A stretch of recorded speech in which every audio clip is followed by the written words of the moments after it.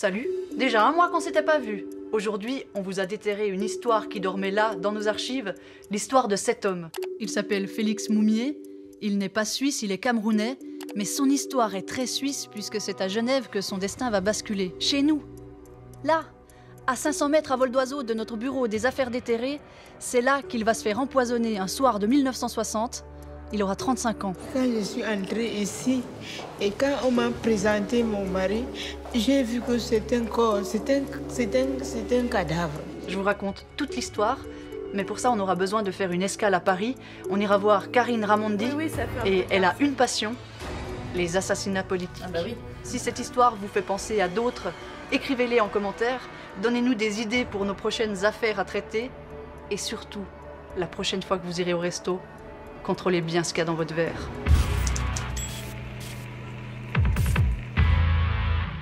Pour tout de suite vous plonger dans l'ambiance, Félix Moumié naît ici en 1925 à Fumban, au Cameroun. Pendant longtemps, c'est l'Allemagne qui a fait sa loi au Cameroun. Échanges commerciaux avec l'Europe, déportation d'esclaves, mission catholique, la parfaite panoplie du colon de l'époque. Mais depuis la Première Guerre mondiale, la Société des Nations a pris de grandes décisions. L'ancêtre de l'ONU, la SDN, a retiré le Cameroun à l'Allemagne et l'a partagé aux winners. Un grand morceau pour la France, un plus petit bout pour le Royaume-Uni. Non mais parfois, faut pas s'étonner que ce soit encore le chenille 100 ans plus tard. Voilà, je vous ai plongé dans le contexte. Pour celles et ceux qui sont plutôt là pour qu'on leur raconte un mystérieux empoisonnement, n'ayez crainte, ça arrive. Félix Moumié, bien avant d'être empoisonné en Suisse, grandit au Cameroun. Il fait ses études au Congo et au Sénégal, en mode Erasmus de l'époque. Sauf que sa famille est plutôt pauvre, et ses études, il se les paie tout seul, en travaillant comme domestique. Quand il rentre au Cameroun, il a 22 ans, il est déjà médecin diplômé, plutôt brillant à l'école, Moumié. Il est immédiatement affecté dans une petite ville qui s'appelle Lolodorf. Dorf comme village en allemand, c'est bien la preuve qu'ils sont passés par là. La même année, il fait une rencontre importante, Ruben Umniobé, un dirigeant de l'UPC. L'UPC ? Rien à voir avec ça, ni ça. UPC comme Union des populations du Cameroun, un parti politique qui ne veut qu'une chose, l'indépendance. Renvoyer les colons anglais et français à la maison. On est en 1948. Félix Roland Moumié, c'est important de donner tous les prénoms, ça fait plus sérieux. Félix Roland Moumié a 23 ans et il rejoint l'UPC, c'est là que tout commence. Toujours à Lolodorf, il rencontre Marthe, sa future femme. Elle a 16 ans et se forme comme infirmière. Elle est Boulou, il est Bamoun, deux ethnies différentes au Cameroun. Ça rend le mariage un peu plus compliqué, mais ils finissent par convaincre leur famille. Elle raconte là-dedans un Félix Moumié fan absolu de bouquins, ultra curieux. Ce qui est par contre relativement exceptionnel pour l'époque, c'est que très rapidement, Félix Moumié va entraîner dans son sillage et dans sa formation politique sa femme, ce qui n'a pas été le cas de tous les leaders, et qui globalement va l'amener à la politique, à la conscientisation politique. Elle va devenir sa secrétaire, son assistante, il va lui conseiller des lectures. Les deux lisent ensemble Le Monde, Libération, L'Humanité. Elle est chargée de rédiger des résumés de l'actu qu'il lit quand il revient du cabinet. Pour faire taire ses trublions, l'administration coloniale française affecte le docteur Moumié dans des régions toujours plus reculées, histoire de limiter ses activités politiques. Vers 1954, ça fait plus de 5 ans que le couple milite, et Félix Moumié commence à être surveillé par les services secrets français. La tension monte au Cameroun, et au mois de mai 1955, ça explose. On parle de centaines de morts. Ce qui est sûr, c'est que les locaux de l'UPC, par exemple, sont pillés. On a véritablement des scènes de violence. Et c'est d'autant plus tragique parce que c'est tragique nationalement, mais c'est aussi tragique internationalement, parce que désormais l'UPC est un parti politique qui est donc interdit et qui ne va plus véritablement bénéficier du même soutien et de la même audition à l'ONU. Le pouvoir colonial dissout l'UPC. Tous les dirigeants du parti s'exilent. Pour Marthe et Félix Moumié, ce sera la Guinée, Conakry. C'est là qu'ils trouveront refuge. Alors en 1959, quand l'indépendance est proclamée pour le Cameroun, on pourrait se dire que Félix Moumié a enfin ce qu'il veut. Mais non. Pour lui, l'indépendance reste de façade. C'est en fait que le Cameroun sera indépendant le 1er janvier 1960. Mais il s'agit d'une indépendance nominale et non d'une indépendance effective. Or, l'Union de population du Cameroun, d'accord avec le peuple camerounais, revendique l'indépendance effective. Ahidjo, le nouveau président, est un pur produit de l'administration coloniale et tout laisse penser que la France a encore ses deux bottes au Cameroun. La personnalité d'Ahidjo est une personnalité qui a été choisie par les Français. Elle n'incarne pas un choix politique de la part des Camerounais en tant que tel. Donc il apparaît véritablement comme une personne parachutée pour servir les intérêts français. Et c'est cette année-là, 1960, que Félix Moumié arrive en Suisse. Il est à Genève pour faire parler de son combat politique, c'est le but du voyage. Il est là sans savoir qu'il vit ses derniers jours. Il rencontre des diplomates chinois, il achète des armes qu'il espère acheminer jusqu'au Cameroun. Et juste avant de prendre son avion du retour, il se dit « Tiens, si j'acceptais cette invitation de ce journaliste qui insiste tant pour m'interviewer ?» Et ce sera son dernier repas. C'est l'automne 1960. Genève est presque celle qu'on connaît aujourd'hui. Même jet d'eau, même brouillard, presque même concentration de diplomates et d'ONG. Félix Moumié est dans la ville depuis 10 jours déjà. Des rencontres professionnelles, du boulot, mais du fun aussi, il semble. Félix Moumié dépense sans compter. Il loue par exemple une voiture avec chauffeur. Près de 80 000 francs dépensés en 10 jours seulement. Des faux airs de liberté, parce que même à Genève, Moumié sait qu'il est menacé. Le 14 octobre, Moumié a donc rendez-vous avec un journaliste. Son nom, William Bechtel. Ils se connaissent à peine, ils s'étaient rencontrés quelques mois plus tôt au Ghana. Le journaliste avait déjà lourdement insisté pour cette première rencontre et depuis, il ne veut qu'une chose, revoir Moumié. Il se montre très intéressé à relayer les causes de l'UPC. Enfin, c'est ce qu'il prétend. Et ça tombe si bien parce que Moumié veut justement communiquer sur son combat. Il se voit dans une agence de presse le 14 et fixe un souper pour le lendemain, le samedi soir, le 15 octobre. Un cadre de l'UPC doit les accompagner, Jean-Martin Tchapchet. Une table pour 3 est réservée au Plat d'Argent, un resto chic en vieille ville de Genève, Grand Rue 4. Les 3 s'assoient. Bonsoir, bonsoir, bonsoir. Alors non, ceux que vous voyez là ne sont pas Moumié, Bechtel, mais des policiers genevois en pleine reconstitution de la scène. Félix Moumié s'installe ici et commande un pastis. Un Pernod pour être exact. Et rapidement, il est demandé au téléphone. Ça l'étonne, puisqu'il n'a averti personne de ce dîner. Mais il se lève, il prend le téléphone, et là, plus personne au bout du fil. Pendant ce temps, William Bechtel divertit Tchapchet en lui montrant des photos, des articles de journaux, et c'est à ce moment-là qu'il verse, ou qu'il aurait versé, du poison dans le verre. Je parle au conditionnel parce que dans cette affaire, une fois de plus, la vérité est comme une anguille, extrêmement difficile à attraper. Quoi qu'il en soit, Félix Moumié ne boit pas son verre. Peut-être qu'il se méfie après l'étrange téléphone. Le plan est à 2 doigts d'échouer. William Bechtel divertit encore la tablée et cette fois il empoisonne le verre de vin de Moumié. Et Moumié boit son vin. Précisons qu'ils ont bu 4 bouteilles de vin entre les 3 ce soir-là au Plat d'Argent. Et Félix Moumié finit par boire quand même ce pastis qui traînait là sur la table depuis le début de la soirée. Avec une double dose de poison dans l'estomac, il quitte le restaurant à 23h. La nuit, Moumié la passe avec Liliane. Liliane, c'est son amante genevoise. Il l'a rencontrée quelques mois auparavant. Ce qu'on sait, c'est qu'elle est travailleuse du sexe. Et retenez bien son nom parce que Liliane sera surprenante dans cette histoire. Et vers 5h30 du matin, il se sent très mal.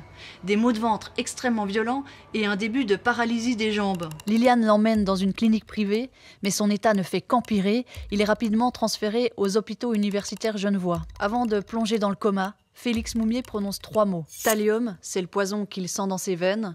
La main rouge, c'est l'organisation qu'il soupçonne. Et empoisonnement. Ça, on comprend très bien ce qu'il veut dire. Avez-vous de la famille, Madame Moumié? J'ai une fille de 10 ans.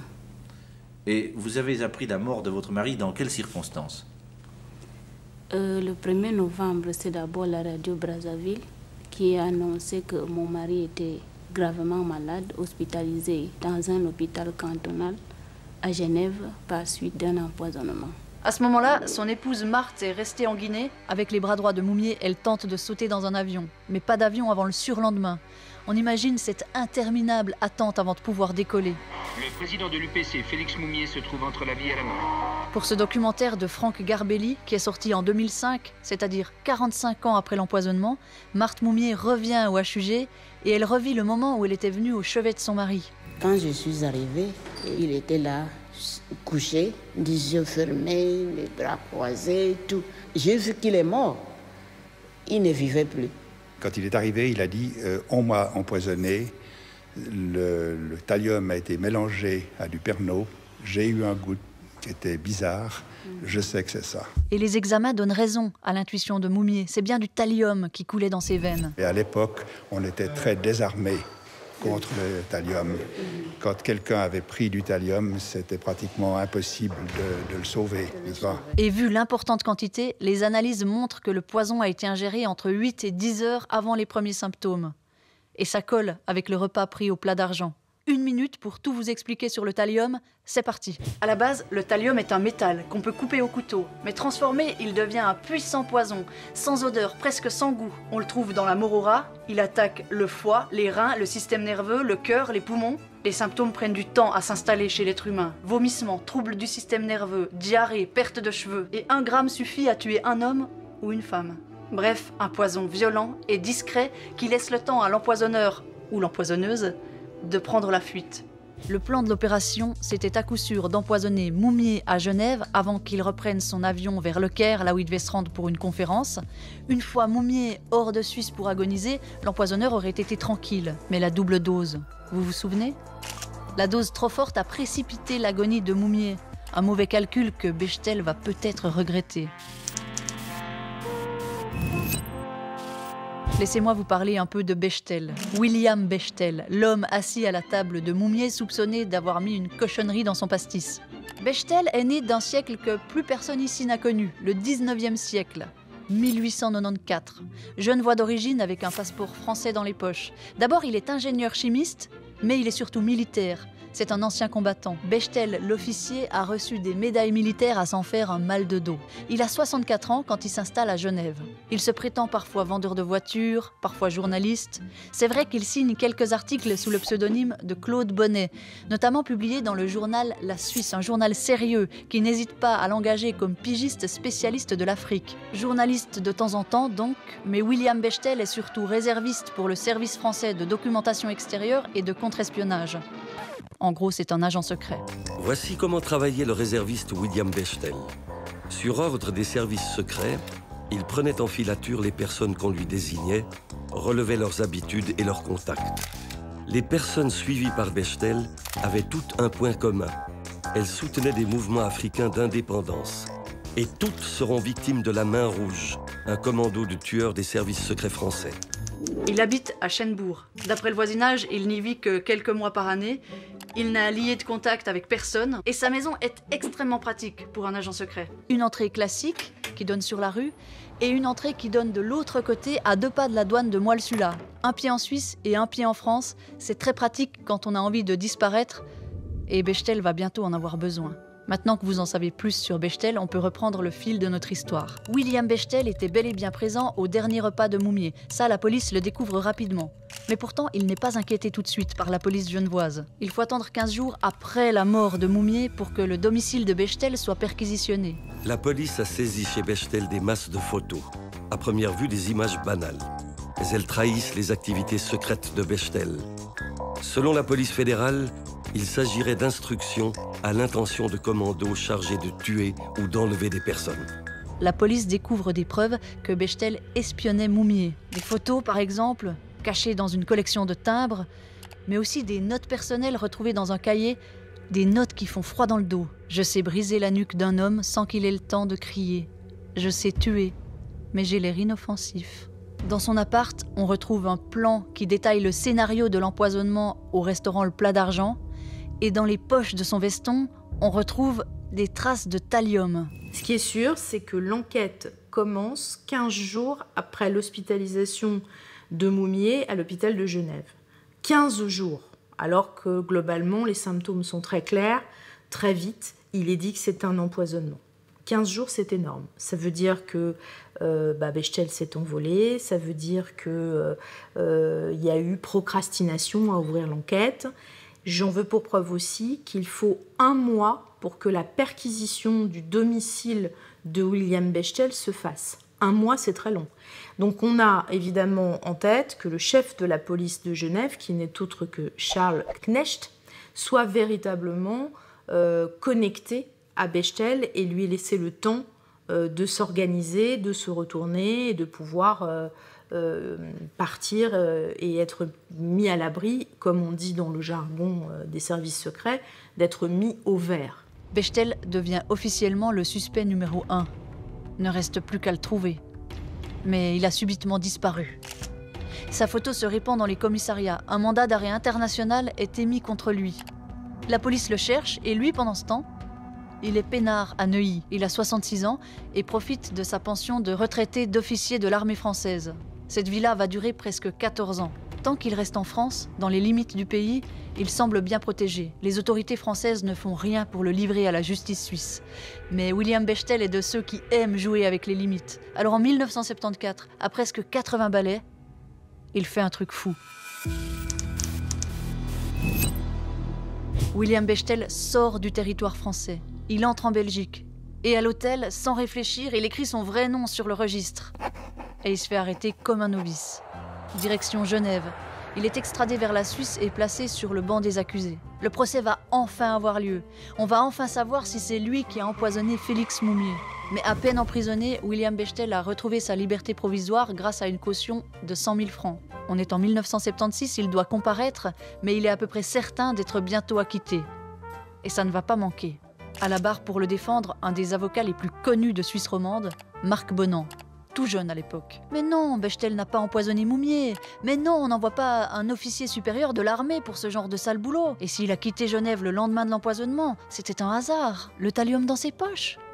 Mais voyons, la police a mis 3 semaines avant de faire une perquisition. Quelqu'un a pu entrer chez Bechtel et le mettre. Ou alors ce sont des allumettes. Il y a du thallium dans les allumettes. Et la plaidoirie de Marc Bonan convainc. Un non-lieu est prononcé, l'affaire est enterrée, le procès n'aura pas lieu, William Bechtel est très âgé mais libre. Pour Karine Ramondy, comme pour beaucoup de chercheurs et de chercheuses, le non-lieu a peut-être été prononcé un peu vite. Comme le susurrait Félix Moumié sur son lit de mort, la main rouge y est peut-être pour quelque chose.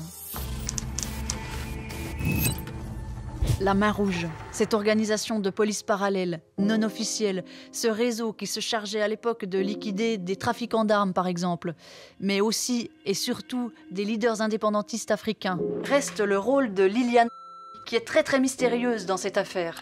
C'est elle qui aurait averti Bechtel de la présence de Moumié à Genève. Tu parles d'une amante. Elle dira haut et fort, par exemple ici dans l'illustré, que c'est elle seule qui a mangé avec Moumié le soir de l'empoisonnement. Elle reconstituera même sa pseudo-soirée du 15 octobre 1960 pour les photographes. Comme si elle essayait d'innocenter Bechtel, ou en tout cas de perdre les enquêteurs. Retour à la mort de Félix Moumié, novembre 1960 à Genève. Marthe Moumié, comme si elle savait que la vérité serait difficile à obtenir, a une priorité à Genève: prendre soin de la dépouille de son mari. On imagine mal un indépendantiste camerounais se faire inhumer à Genève, ça n'aurait aucun sens. Et le rapatriement du corps vers le Cameroun est politiquement impossible. Sékou Touré est alors président de la Guinée et c'est lui qui va payer le cercueil. C'est lui qui va payer pour embaumer Félix Moumié et finalement payer pour affréter un avion spécial vers Conakry. 17 jours après sa mort, Félix Moumié est enterré avec les honneurs dans son pays refuge. Mais en 2005, 45 ans après les événements, quand Marthe Moumié retourne au cimetière, le choc est énorme. Ça, c'est ouvert. Ce n'était pas ouvert comme ça. Le corps était comme ça. Il y avait 2 cercueils français ici. Et le cercueil de Moumié était là. Mais ce trou n'a pas laissé ce trou-là. Qu'est donc devenu le cercueil de Moumié? Le gardien du cimetière nous explique que lors de travaux, des inconnus ont emmené le cercueil et ont abandonné l'intérieur métallique dans un coin, à l'autre bout du cimetière. Et donc il n'y a pas de sépulture, le deuil ne peut pas être véritablement fait par sa famille, c'est la première chose. Et ça, c'est très important. D'ailleurs, on sait que Aïdjo, par exemple, aurait envoyé un courrier demandant pourquoi le corps n'est pas revenu, ce qui est une façon de se dédouaner, puisqu'on sait très bien qu'à l'époque, il était hors de question de faire, on va dire, des funérailles à Moumié dans le contexte de 1960-1961. Mais c'est ce qu'on appelle les courriers diplomatiques dédouanants. D'après les archives qu'on a fouillées, les agents secrets et les espions à Genève, c'était pas rare. Et les services secrets suisses n'étaient pas de simples spectateurs. Et c'est même l'ancien chef des services secrets français qui le confiait à Franck Garbelli en 2005 dans son documentaire. La police genevoise a-t-elle seulement toléré les agissements de l'agent Bechtel, ou les services français et suisses sont-ils allés jusqu'à collaborer? L'ancien chef des services secrets français, Maurice Robert, nous répond. Oui, moi j'ai travaillé avec les services suisses pendant un certain temps. La Suisse, c'était un carrefour où se retrouvaient des tas d'espions. Le fait que la Suisse était neutre permettait, je dirais, beaucoup d'excès. Et cyniquement, l'affaire Moumié n'aurait pas dû exister en Suisse. C'est à peu près l'analyse de Charles-Henri Favreau, un journaliste mythique de la Suisse romande de l'époque. Monsieur Moumié ne devait pas mourir en Suisse. Si Moumié n'avait pas pris 2 doses de poison au lieu d'une, Monsieur Moumié serait mort au Caire et on n'aurait jamais pu incriminer des services spéciaux. Et la Suisse, en l'occurrence, n'aurait pas eu à se plaindre de quelque chose qui se serait passé sur son sol. Des Terres, c'est fini pour aujourd'hui. J'espère que ça vous a plu. Vous retrouvez toutes nos sources dans la description de cette vidéo, comme par exemple le livre de Karine Ramondi. Et la série Des Terres revient en septembre avec une nouvelle histoire. Et en attendant, faites vos retours en commentaire. Bisous. Ciao. J'ai appris que c'est jamais finir. Ciao. Ok, c'est bon, merci. C'est la fin de ce plan.